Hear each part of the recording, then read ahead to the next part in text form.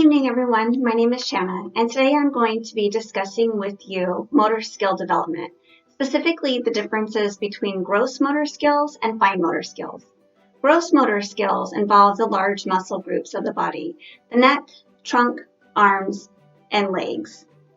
You'll see the development of motor skills almost immediately when a child is born as they turn their neck in search of food. That then moves on to their arms if their reflexes are startled. Eventually, children learn to roll over, climb, and as they gain postural control, that will lead to running, walking, climbing, and catching.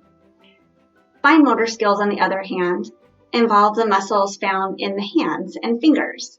There are different movements that would include the whole hand, the thumb, index, and middle finger for pincher movements, and the thumb and the index finger for finer movements for pincer, for picking items, small items up.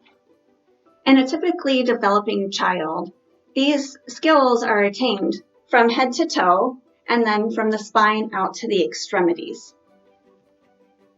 If a child is not developing at a typical rate, parents and teachers may need to involve physical and occupational therapists to assist them learn to make modifications and adaptations to their environment. For a child in a wheelchair, they would teach teachers and parents how to create pathways so that a child can participate with their normally developing peers to sit eye level with them. They would also instruct teachers and parents how to handle a child when they inevitably need to be moved, and that would just eliminate the possibility that the child is injured being moved. So, I have a few activities that I'd like to share with you to demonstrate both gross and fine motor skills. Let's get started.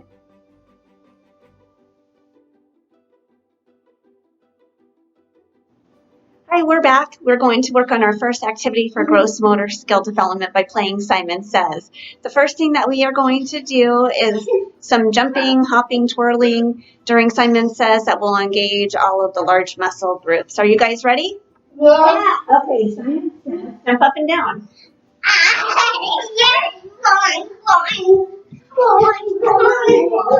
Simon Says stop. Simon Says twirl in circles. Simon Says stop. The next gross motor skill activity I'd like to share with you is going to be using this foamy, it's almost like a pogo stick. You practice the use of jumping, gripping, as well as balance when you use this jumping pogo stick. Let me show you.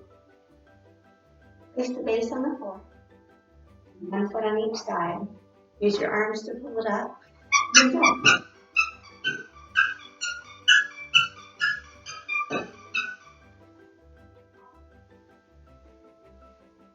You also have to work on your core strength in order to be able to maintain your standing. And finally, what I want to do is throwing. I have a variety of different types of balls, different shapes and textures, and I'm just going to try and throw them into this receptacle.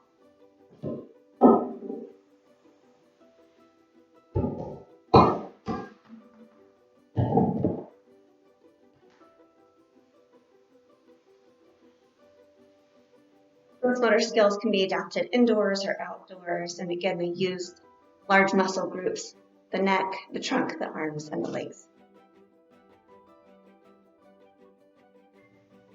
Hi, in this next demonstration, I'm going to be going over a few activities that build the use of fine motor skills.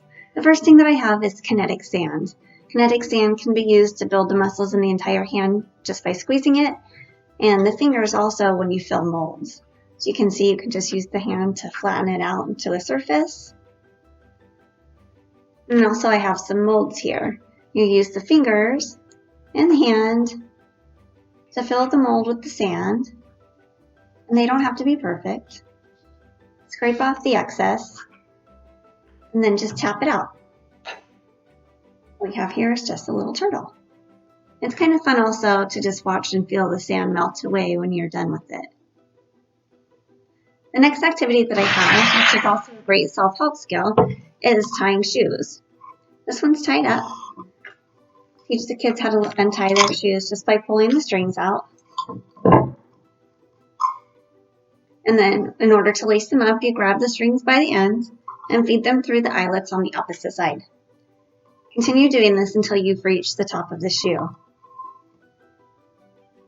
And eventually you can go on, once they've mastered that skill, and teaching how to tie a bow at the top. The last activity that I have for demonstrating fine motor skill activities is playing with these little magnetic tiles. As you can see, when they reach each other, they kind of grab one another. Then you concentrate by holding them into place